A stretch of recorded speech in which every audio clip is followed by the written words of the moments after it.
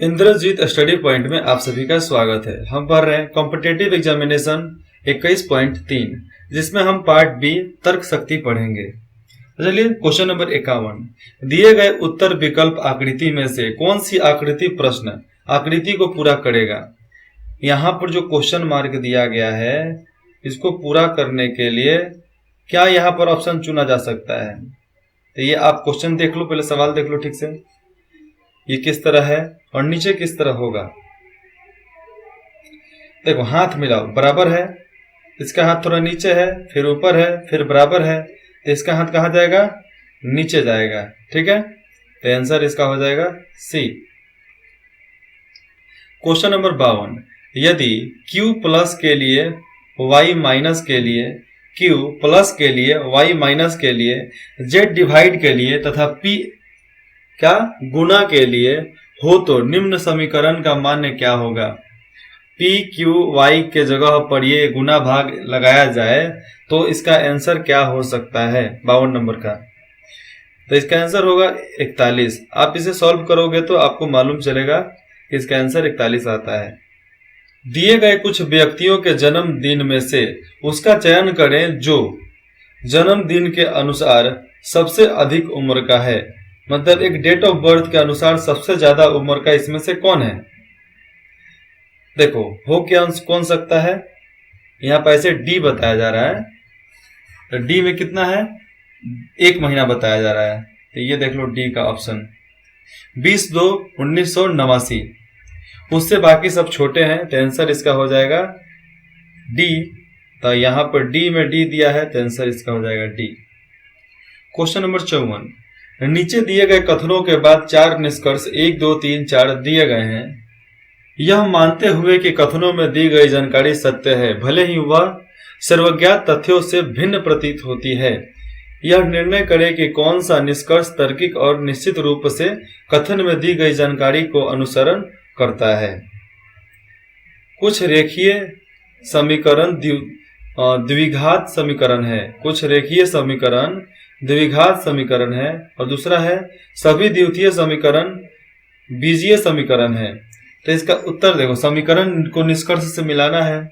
सभी रेखीय निष्करण बीजी समीकरण है, कुछ बीजी समीकरण रेखीय समीकरण है, कुछ बीजीय समीकरण द्विघात समीकरण है, सभी द्विघात समीकरण रेखीय समीकरण है।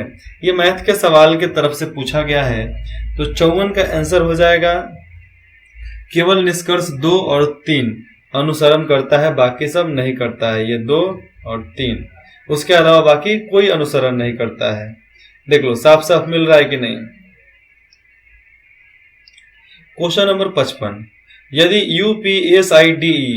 यूपीएसआई ऑफसाइड को 74 कोड दिया जाता है तो सार्क को किस प्रकार का कोड मिलता है।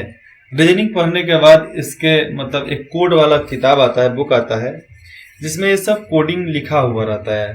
बेशक आप उसको खरीद सकते हैं, पढ़ सकते हैं, याद कर सकते हैं। अगर याद करते हो, पढ़ते हो तो आपको कहीं फंसने की जरूरत नहीं पड़ेगी, आप कहीं नहीं फंसोगे। कोई भी एग्जामिनेशन हो आपको टेंशन लेने की जरूरत उसमें नहीं है। तो 55 का आंसर हो जाएगा डी 76। इसका 74 है तो सार्क को 76 का कोड दिया गया है। क्वेश्चन नंबर 56, नीचे दिए गए विकल्पों में से लुप्त पद ज्ञात करें। यहां पर क्या होगा इसी को बताना है। तो यहां पर होगा 18। क्या होगा 18, आंसर बी। निम्नलिखित में से कौन सी उत्तर आकृति दी गई आकृति को पूरा करेगी। इसको पूरा करने के लिए कौन सा उत्तर हमें देना पड़ेगा, सीधा समझो। एगो तो इधर आएगा, एगो लंबा आएगा, ठीक है। उसके बाद से एगो ऐसे जाएगा और एगो ऐसे जाएगा, इसमें का आपको ढूंढना है। तो 57 का आंसर इसमें से कौन हो जाएगा, देखो चेक करो। ओ 2 दिया है क्या इसमें, नहीं 1 ही दिया है। 57 का आंसर कौन सा हो जाएगा, 57 का आंसर होगा डी, ये वाला 2 लाइन और इधर से 2 लाइन बताए थे। गुड। क्वेश्चन नंबर 58, एक कतार में लिली आरंभ से 18वें स्थान पर है लिली 18वें नंबर पे है, अंत से मिनी 16वें नंबर पे है। यदि नेहा आरंभ से 25वां है, जो लिली और मीना के एक मध्य में जो कतार में कुल कितने व्यक्ति हैं? मतलब जिस कतार में मीना खड़ी है, लिली और मिनी, उस कतार में कितने सदस्य हैं, कितने व्यक्ति हैं? तो 58 का आंसर हो जाएगा, 47 लोग उसमें हैं, उस लाइन में। तभी तो ये 18, 25 और ये 16 नंबर पे आती है। इसको सॉल्व करने का एक फॉर्मूला आता है जो आपको ट्रिग्नोमेट्री फॉर्मूला से सॉल्व होता है। ऐसे इसका क्वाड्रिलेटरल फॉर्मूला से भी सॉल्व किया जा सकता है, लेकिन आपके अनुसार जो समझ में आता है, जो फॉर्मूला आपको इस पर अच्छा लगता है, उसका इस्तेमाल कर सकते हैं, लेकिन इसका आंसर आना चाहिए। क्वेश्चन नंबर 60, नीचे एक कागज को नीचे प्रश्न आकृति में दर्शाए अनुसार मोड़ा और काटा गया है। इस कागज को खोलने पर दी गई उत्तर आकृति में से कौन सी आकृति दिखाई देगी? इतना से काटो, फिर यहां से काटो, फिर यहां से काटो, फिर ऐसे काटो, तो इसमें से कौन सी आकृति यहां पर दिखाई देगी, यही तो बताना है। तो 59 का आंसर हो जाएगा, क्या होगा? देखो, यहां से काटे, बीच से काट दिए, गोल काट दिए, गोल हो गया, और ये दिल बना रहा है, तो एक यही तो ऑप्शन होगा ना, दिल का। अरे यार, दिल धड़कता है, आंसर मार डालो। क्वेश्चन नंबर 60, उस विकल्प आकृति का चयन करें जिसमें प्रश्न आकृति छिपी हुई अंतर्निहित है, मतलब उसमें ही छिपा हुआ है। ये कौन से सवाल में ये छुपा हुआ है? तो इसका मेरे को तो बी दिख रहा है, बी नहीं हो गया। बी नहीं होगा तो कौन होगा आंसर इसका? 60 का आंसर आप मिला लो। ये लाइन गया, ये लाइन गया, ये लाइन गया, और ये लाइन मिल रहा है ऊपर से, आंसर हो जाएगा इसका सी। क्वेश्चन नंबर 61, वेन आरेख का चयन करें जो दिए गए 3 वर्गों के बीच के संबंधों को सर्वोत्तम दर्शाता है। लड़कियां, स्वास्थ्य, रेलगाड़ी। लड़कियां, स्वास्थ्य, रेलगाड़ी। लड़कियां अलग, स्वास्थ्य अलग, रेलगाड़ी अलग, ठीक है।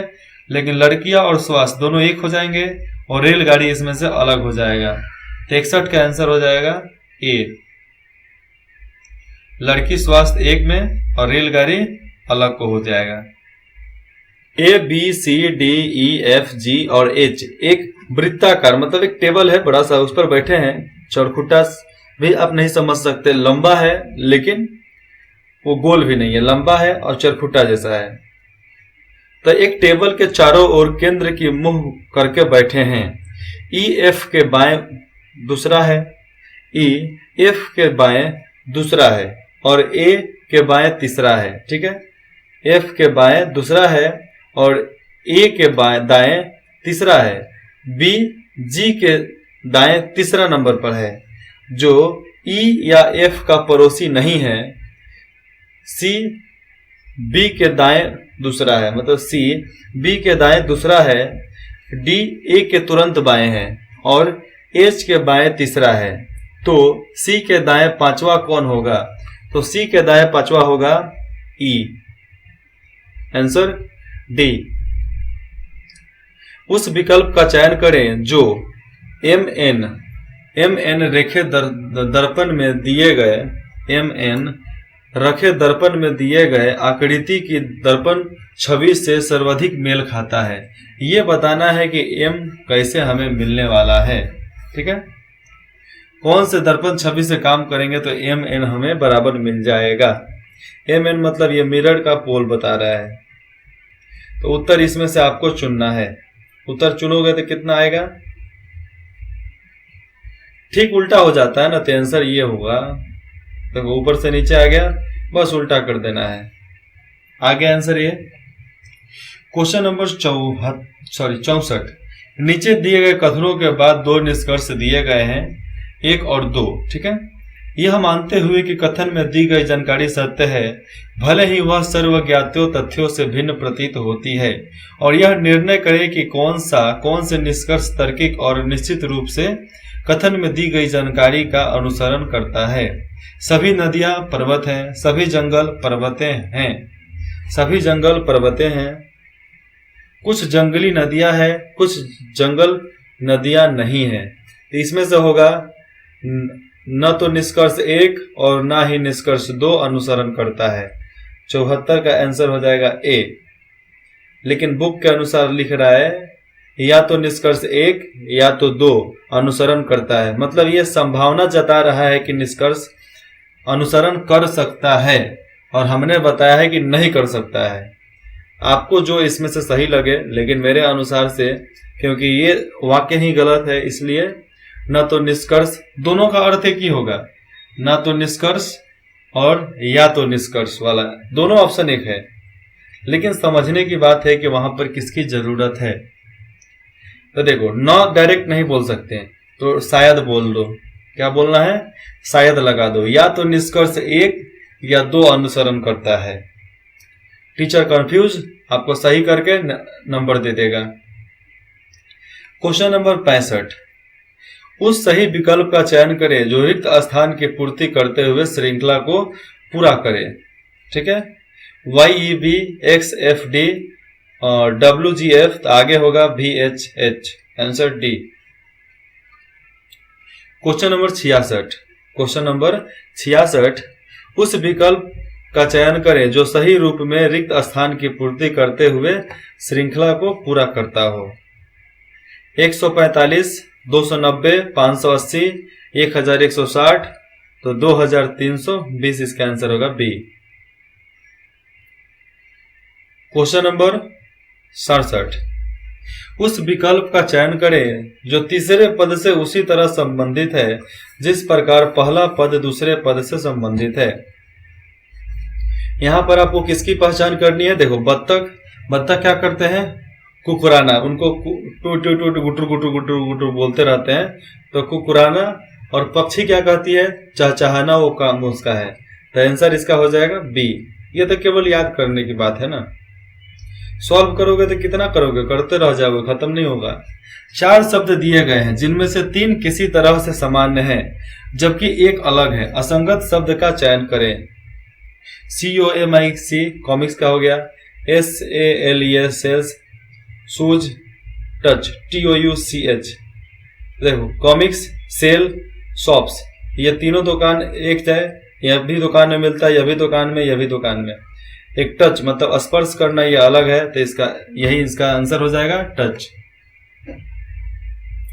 क्वेश्चन नंबर 69, 4 विकल्प दिए गए हैं जिनमें से 3 किसी तरह से सामान्य हैं जबकि एक अलग है। असंगत शब्द का चयन करें। 22, 33, 10, 15, 18, 27, इसका आंसर हो जाएगा 16, 21। क्वेश्चन नंबर 17, उस विकल्प का चयन करें जो सही रूप से रिक्त स्थान की पूर्ति करते हुए श्रृंखला को पूरा करता है। 2, 2, 3, 6, 15, 15 के बाद यहाँ पर हो जाएगा 45, 15 या 45। ऐसा नहीं, इसको सॉल्व करने का एक फॉर्मूला आता है, इससे आप बोलोगे तो हम बुक का ये जो फॉर्मूला होता है आपको प्रोवाइड कर देंगे। मेरे मेल पर आप मैसेज करोगे ना, डिस्क्रिप्शन में जो मेल दिया है उससे आपको डिटेल्स भेज दिया जाएगा। क्वेश्चन नंबर 71, उस विकल्प का चयन करें जो तीसरे पद से उसी तरह संबंधित है जिस प्रकार दूसरा पद पहले पद से संबंधित है, उसके बारे में हमें बताना है। ठीक है, 412, 49, 412, 49, 361, तो 361 का क्या हो जाएगा? 100, 100।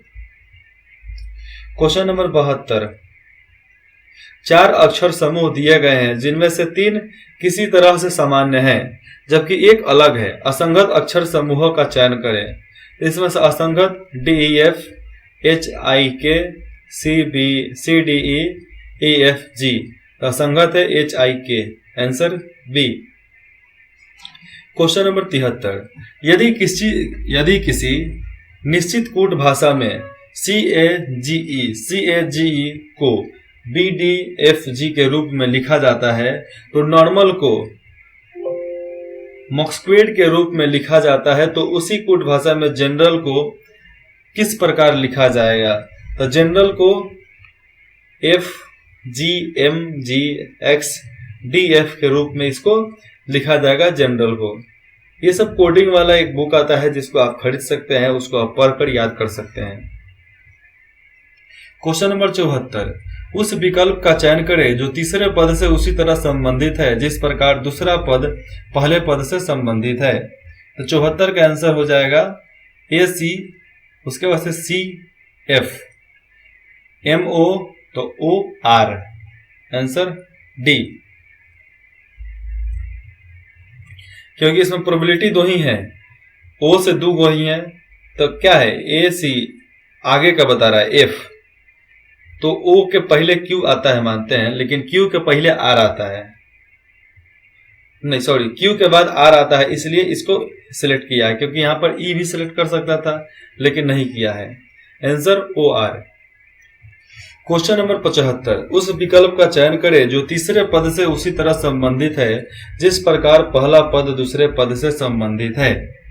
तो कार गैराज, हवाई जहाज कहाँ जाता है, हैंगर में जाता है, तो इसका आंसर हो जाएगा बी, क्योंकि कार वाले को गैराज बोलते हैं, उसको हैंगर बोलते हैं जहां पर जहाज का रिपेयरिंग होता है।